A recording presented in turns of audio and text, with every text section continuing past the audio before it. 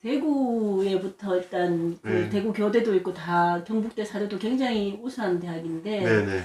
여기서부터 조금 변화가 시작됐으면 좋겠습니다. 네, 저도 뭐 대구는 제 고향이기도 하고요. 또 네네. 예. 근데 사실 대구 하면 제가 잊을 수 없는 기억이 예. 2010년 11월인가요? 그때 이제 정말 충격적인 학교 폭력 예. 사태로 이제 한 학생이 이제 중학생이 예. 스스로 자살하는 네, 경우가 있었죠. 생기고 또 그게 몇 번 더 이어지기도 하고 예. 해서요. 아마 대구 시민들도 그걸 못 잊으실 네, 겁니다. 아주 너무 충격적이었고 그게 이제 전국에 그 이제 뉴스가 큰 됐었죠. 뉴스가 되고 또 그게 이제 학교 폭력 그 대책을 수립하는 계기가 됐죠. 예. 됐고 저는 뭐 그 대구 교육계에서도 큰 충격이었을 거라고 생각을 합니다. 그래서 네. 저는 뭐 그게 어떤 면에서는 또 그 위기를 기회로 극복하는 되게 좋은 사례가 된 것 같아요. 네. 그게 저 이제 부모님들이 다 교사님들이시라서 아, 그때 예, 교사들이셨습니까? 네. 근데 어떻게 그렇게 오히려 사각지가 생기는 예, 겁니까? 예, 뭐 두 분이 다 이제 바쁘시니까. 음. 그런데 그때 이제 그 어머님이 정말 그 참 그 힘드실 텐데도 저희들이 그 다큐멘터리 같은 걸 촬영했었거든요. 네. 그게 이제 아이들한테 알려져야 되니까. 네. 근데 직접 출연하셔서 그 정말 음. 그 고통스러운 그 경험을 이렇게 말씀도 해주시고 해서 저는 정말 대구는 잊을 수가 없습니다. 그 학교 폭력 사태가. 근데 그 핵심은 사실은 계속 제가 이제 수업 방식 네, 얘기를 네, 하지만 예. 그 교실에서 이제 그런 폭력이 일어나는 가장 이제 중요한 그런 이제 학교 문화라고 하기도 하고요. 학교에서 과연 아이들한테 이제 어떤 이제 문화를 가지고 네. 아이들이 동료들과 이제 그런 이제 어울리기도 하고 이런 이제 그런 거잖아요. 그래서 네. 그 핵심은 또 그게 수업에 있습니다. 네. 수업에서 뭐 프로젝트 같은 걸 통해서 서로 아이들끼리 이렇게 교류하고 서로를 이해할 수 있게 하고 또 서로 다르더라도 좀 합의를 이룰 수 있도록 하고 이런 것들을 훈련을 많이 시킨 학교들은 이런 문제들이었거든요. 네. 그래서 이제 그런 부분에서 대구가 이런 이제 학교 폭력 문제를 어떻게 이제 해소하느냐를 뭐 우동기 교육감님부터 그 당시에 굉장히 같이 많이 네. 적극적으로 고민하시면서 지금은 대구가 이런 수업 방식의 변화에 어떻게 보면 중심지가 됐다고 할 수 있을 정도로 상당히 그 많이 변했다고 생각하고요. 또 긍정적으로 평가를 받고 있는 것 같습니다. 그렇습니까? 네. 예를 들면 지금 대구 경북 같은 경우는 대도시인데도 불구하고 인구 유출이 심각한 상황이거든요. 계속 네, 줄고 있는 네, 중이라서요. 어쨌든 대구 경북의 어떤 활성화를 위해서 교육을 좀 활성화시키는 또는 활용할 수 있는 방법이 있으면 좋을 듯한데 아까 말씀 주신 어떤 교원 양성 시스템을 좀 개선하고 네, 네, 또 뭐 네. 터치 하이테크 네, 교육을 네, 좀 네. 도입하면 어떨까 네. 싶기도 합니다만. 지금 강은희 교육감님도 이제 그런 쪽에서 아마 공약도 많이 내놓으신 걸로 제가 기억하고 있고요. 미래 교육에 대해서 어느 네. 교육감님보다도 지금 경북은 적극적이시거든요. 어떠십니까? 경북도 뭐 제가 잘 기억 못합니다만 대구 경북 지역이 워낙 이렇게 같이 갈 수 있기 때문에 네네. 그런 분위기가 있기 때문에 저는 뭐 좋다고 생각을 합니다. 그래서 지금 이런 변화의 시기에 저희가 이제 뭐 앞에서도 얘기를 했지만 뭐 교육부나 뭐 이런 쪽만 기댈 게 아니고 지방 차원에서 좀 이렇게 예. 이 상향식으로 새로운 변화를 선도할 수도 있거든요. 사실은 뭐 대구만 해도 지금 산업이 다 네네. 이제 경북 구미도 뭐 산단이 지금 네네. 있는 업체들이 다 서울 올라가고 하는 네. 그런 서울이나 외국으로 나가는 상황이죠. 네네. 그래서 어쨌든 그 산업이 크게 활성화될 수 없다면 네네. 뭐 교육 도시로 어떤 이름을 매김한다든가 지금 수성구가 뭐 네. 서울대를 몇 명 보내고 하는 것 때문에 좀 더 네, 네. 유명해졌는데 네네. 말씀 주신 것처럼 그런 어떤 그 하이터치 하이텍 교육으로 네. 전 도시 전반으로 좀 그 학교 교육의 질을 높인다면 네네. 외지에서 또 학생들이 또 오지 않을까 하는 생각이 예. 들기도 하고요. 네, 충분히 저는 가능성이 높다고 생각을 하고요. 그 우동기 교육감님, 뭐 강한희 교육감 두 분이 또 굉장히 그 대구 교육을 잘 이끌어 오셨기 때문에 지금 이제 변화의 탄력을 받았다고 생각을 합니다. 뭐 그 전국적으로 많이 지금 알려지기 시작을 했고요. 지금 그 중에 하나가 이제 프로젝트 학습인데요. 예. 하이터치 학습이죠, 사실은요. 예. 이제 프로젝트 학습 같은 경우에 이제 제가 KDI 이제 대학원 교수로 있으면서 네. 우동기 교육감님 시절입니다만 그 당시에 이제 몇 학교를 선정을 해서 뭐 중요한 이제 그 분석을 하기도 했습니다. 그래서 그 당시 KDI 전문가들이 가서 분석을 해봤더니 네. 제가 이제 그 칼럼도 썼습니다만 실제로 그 프로젝트 학습을 하고 나니까 그 아이들의 그 소위 사회적 자본이라고 하거든요.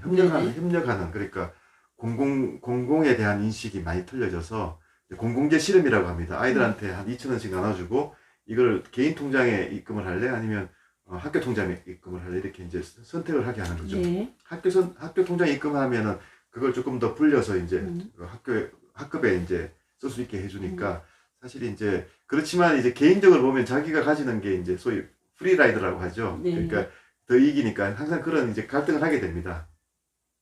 근데 프로젝트 학습을 하고 난 다음에 그 한 학교의 학생들의 경우에 한 8% 정도 더 학급 통장에 더 많이 기여를 한 거예요. 그러니까 예. 그만큼 이제 자기 개인만 생각하는 것이 아니고 예. 조직 그러니까 이제 그리고 그 공공재에 대한 네. 이제 인식이 이제 훨씬 더 좋아진 거죠. 네. 그래서 그런 게 이제 지금 그 학술지 페이퍼로 해서 외국 학계에도 지금 이제 지게 됐고요. 네. 또 하나 다른 측면은 네. 선생님들의 이제 자기 효능감이라고 하는데요. 네. 이게 이제 우리나라 교사들이 아까 이제 계속 우수하다고 얘기를 했지만 네. 자기 효능감은 세계의 거의 꼴찌 수준입니다. 그러니까요. 자기 효능감이라는 게 뭔가 하면 아이들을 선생님들이 그 긍정적으로 바꿀 수 있느냐 하는 거거든요. 예. 선생님들이 일단 성취감이 없는 거죠. 내가 이걸 그렇죠. 아이들한테 네. 긍정적으로 영향을 미칠 수 있고 바꿀 수 있다고 생각하지 못하는 겁니다. 그만큼 이제 아이들이 뭐 학교에 와서 자기도 하고 그냥 이제 학력만 높이는 데 집중하다 보니까 아이들이 뭐 수업을 즐기지도 않고 하니까 그런 거에 대한 효능감이 자꾸 떨어지는 거거든요. 그래서 이제 근데 프로젝트 학습을 한 학교와 저희가 안 한 학교를 비교를 해보니까 프로젝트 학습을 한 선생님들이 효능감이 월등히 높았어요. 예. 그 얘기는 선생님들이 이 프로젝트 학습을 좋아할 수 있다는 거잖아요. 예. 또 아이들한테는 그런 역량을 키워주고 그래서 이제 그게 다 대구시에서 그 당시 우동기 교육감님 시절에 이제 그게 가능했던 일입니다. 그래서 그런 거를 이제 이제 데이터가 쌓이니까 그걸 이제 대구가 앞서서 이제 그런 걸 한 거잖아요. 예. 그래서 지금도 저는 그게 이제 확산되고 있다고 생각하는데 그렇게 해서 이제 프로젝트 학습을 확산시키는 게 중요한 방향인데 프로젝트 학습이라는 게 보면은 가장 선생님들의 불만은 프로젝트 학습을 시키는 건 좋은데 너무 즐겁고 한데 이걸 하면은 본인들이 진도를 나가지 못한다는 거죠.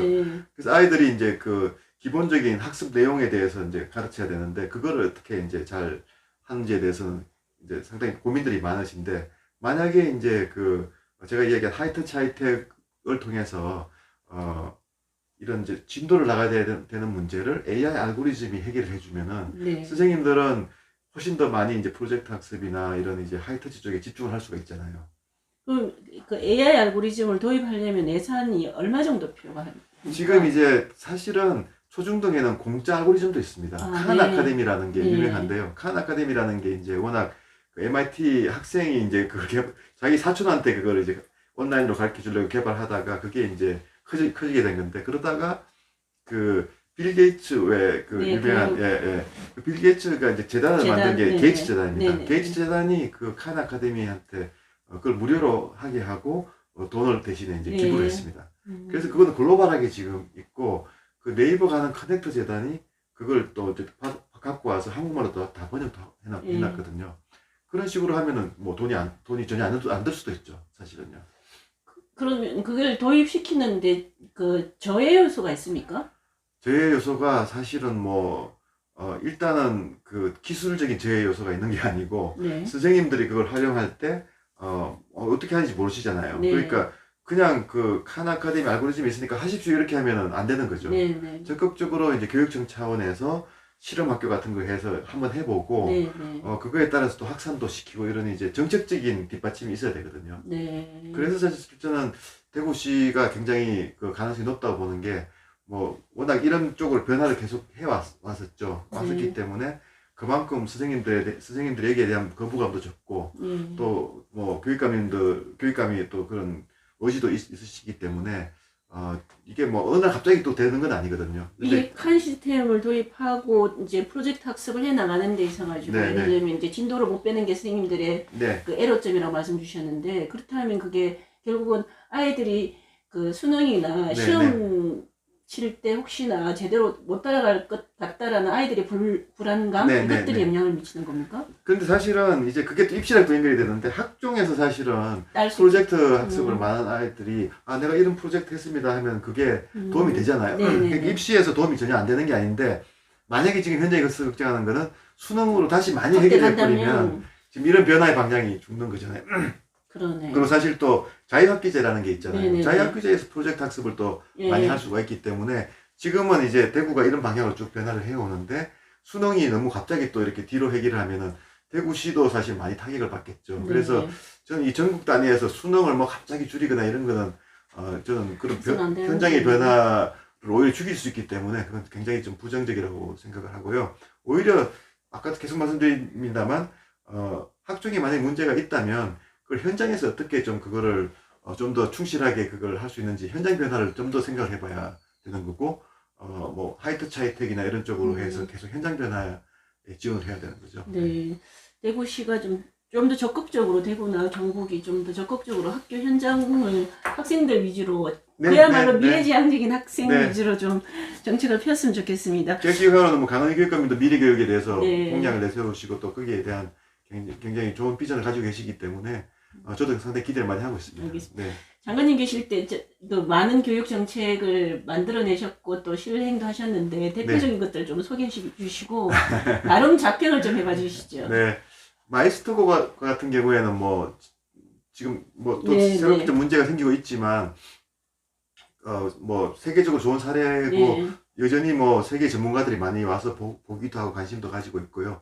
저도 뭐 강연 요청 같은 게 있을 때 마이스터 고교 중심으로 많이 이야기를 해줍니다. 그거는 뭐 이미 현장에 뿌리를 내렸고 세계적으로 이걸 공유할 수 있는 좋은 사례가 됐기 때문에 그건 뭐 제가 사실 제가 혼자 한 게 아니고 다 한 팀이 돼서 했고 사실은 뭐 이명박 대통령님부터 네. 시작해서 뭐 엄청나게 네. 관심을 가지셨기 때문에 대통령 프로젝트라고 할 수 있죠.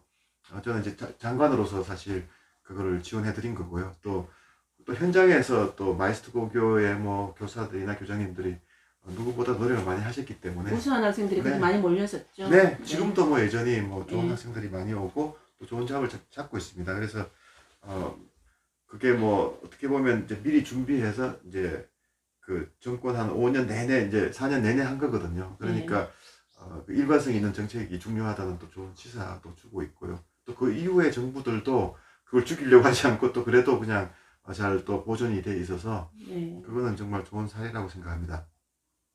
또 반면에 뭐 지금 뭐 자사고나 뭐 학종이나 이런 이제 논란이 되고 있는 많은 지금 교육 정책의 뿌리가 사실은 제가 이제 그 이명박 정부 때 디자인해서 실행한 것을 찾을 수 있기 때문에 저도 좀 마음이 아프고요. 그렇지만 제가 이제 이런 현장의 변화에 대해서 많이 말씀을 드리고 또 글로벌하게도 제가 에듀케이션 커미션의 커미셔너로서 지금 일을 하고 있는 것도 그래서 이런 이제 그 중요한 변화의 실험을 베트남 같은 나라에 가서 이제 에듀케이션 커미셔너니까 할 수가 있거든요. 그래서 지금은 제 많은 시간을 지금 글로벌 활동에 지금 쏟고 있습니다. 그래서 뭐 그런 또 경험이 또 한국의 변화를 할 때 또 조금이나마 도움이 될 수 있을까 기대를 하고 있고요. 또 지금 그 에듀케이션 커미션의 아시아 허브를 서울에 두는 걸로 지금 유치를 했습니다. 그래서 네. 지금은 이제 그 허브를 이제 만드는 일에 지금 집중을 하고 있고요. 그게 또 잘 되면 이런 이제 글로벌 협력 사업들의 허브가 이제 서울에 있으면 거기서 나오는 많은 새로운 아이디어들이나 경험들이 한국에 바로 축적이 될 수 있고 한국과 이게 바로 공유가 될 수 있잖아요. 그래서 그 허브에 한국의 전문가분들도 가능하면 많이 참여시키고 또 한국의 뭐 교대나 사대나 또 심지어 에듀텍들도 많이 참여를 시켜서 한국의 이런 하이트 차이텍의 교육의 발전이 아시아로 뻗어나갈 수 있도록 뭐 베트남이나 뭐 인도네시아나 이런 새로운 이제 나라들이 그 새로운 그런 교육의 그런 변화를 추진할 때 한국이 다시 한번 좀 모델이 되고 허브가 될 수 있도록 그렇게 하려고 노력하고 있습니다. 감사합니다. 어쨌든 뭐 그 마이스터고 중요한 거일 텐데 네, 그 원자력고 같은 거 네, 네, 학생들이 대통령한테 호소문을 보낸 것도 봤습니다. 네, 탈원전 네, 문제 때문에 심각해서 잘 그런 부분도 조금 고려가 되어야 될 텐데 좀 안타까운 부분이 있는 것 같습니다. 탈원전 문제에 예, 있어서는. 예. 그래서 사실 이제 교육이 어떻게 보면 많은 분들이 공감하고 협력을 하고 사실 이 통합을 이룰 수 있는 분야이기 때문에 저는 교육을 통해서 좀 오히려 교육이 중요한 에너지가 될 수가 있거든요. 우리나라는 항상 뭐 독립운동 때부터 사실 그 학교를 세우시고 하셨잖아요. 그래서 지금 또 나라에 많은 걱정을 하시는 분들이 있는데 좀 이제 교육으로 문제를 풀어나가는 이렇게 교육에서 문제가 발생하면 저는 안 된다고 생각하고요. 오히려 교육에서 문제를 풀어나가고 서로 힘을 합할 수 있는 그런 계기가 됐으면 좋겠습니다. 예, 네, 감사합니다. 네, 감사합니다. 그 오늘 이주호 전 장관님께서 말씀하신 거의 요지는 아마도 그 교육 현장을 주로 좀 더 들여다보자는 말씀이셨던 것 같습니다. 교원 양성 문제에서부터 학교 수업을 제대로 할 수 있는 그런 그 시스템을 한번 다시 더 그 강화해 나가야 된다라는 말씀이셨던 것 같습니다. 감사합니다. 에듀케이션 커미션이 아시아허브를 유치하셨다고 하셨는데요. 네, 좀 더 네, 구체적으로 설명해 주십시오. 네. 그 올해 그 예. 이제 유엔 총회가 뉴욕에서 이제 예년쯤 있었는데요. 네네. 거기서 이제 에듀케이션 커미션 회의가 열렸습니다. 그래서 네.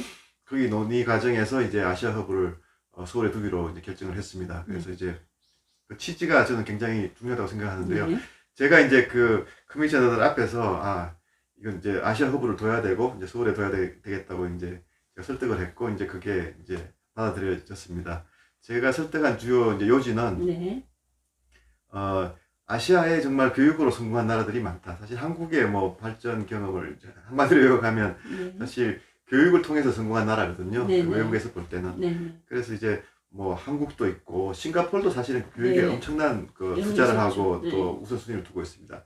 또 좀 더 길게 보면 뭐 일본이 옛날에 그랬었고 지금 중국이 또 지금 그렇게 하고 있거든요. 네, 그래서 네. 이 교육하면 사실 아시아의 그 나라들이 사실 성공적인 케이스. 물론 핀란드 같은 네, 나라들도 네. 있지만 네. 그래서 이 또 아시아 나라들이 뭐 유교적 전통도 있고 해서 교육에 네. 굉장히 지금 많은 이제 그 투자도 하고 있고 네. 그 관심들도 높고 한데 실제로 이제 아까 말씀드린 이제 글로벌 교육 위기 그러니까 뭐 지금 그 아이들의 한 절반 이상이 그 제대로 교육을 못 받는 이 위기를 사실 아시아가 좀 더 많이 기여를 해야 되거든요. 제가 볼 때는 이게 뭐 아시아의 그 성공한 나라들이 교육으로 성공한 나라들이 본인들의 경험과 또 다 사실 이제 그 고소득 국가들이거든요. 뭐 아프리카나 뭐 라틴이나 이런 나라들에 비해서는.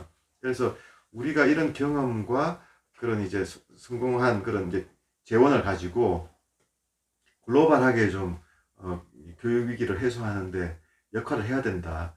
지금까지는 너무 그런 역할이 아시아 역할이 적었거든요. 네. 그리고 이제 좀 더 크게 보면은 유엔 내에서도 물론 뭐 반기문 총장님도 계셨습니다만 아시아의 역할이 상당히 그렇게 크지가 않거든요. 네.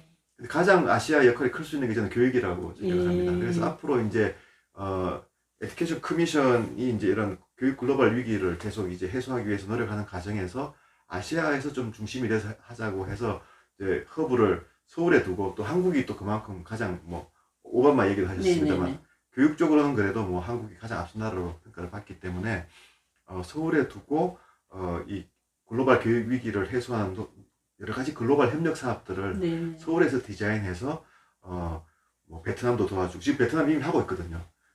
제가 중심이 돼서 그래서 베트남의 뭐 하이터치 하이텍 뭐 포함해서 뭐 인도네시아 같은 경우도 갈 수도 있고 필리핀 이렇게 지원하는 사업들을 하자는 것입니다. 그래서 지금 이미 한국은 원조를 받던 나라에서 원조를 하는 나라가 됐는데 네. 한국이 얼마나 원조를 효과적으로 하고 또 원조하는 그 이런 방식이나 이런 데서 사실은 그 뉴 플레이어잖아요. 새로운 그 이 원조 계 어떻게 보면 새로운 주자로서 참신한 아이디어도 많이 내고 또 임팩트가 있어야 되거든요. 근데 그런 부분에서 또 비판들이 많이 벌써 있습니다. 그래서 이 에듀케이션 커미션의 아시아 허브가 이제 서울에서 이제 시작이 되면 저는 좀 이 교육 한국의 교육 경험뿐만 아니고 아시아의 교육 경험, 또 아시아의 여러 가지 교육에 대한 그 다양한 전문성을 가지고 아시아 지역뿐만 아니고 글로벌하게 지원을 해주고 또 그런 지원 그렇게 단순히 지원한다는 차원을 떠나서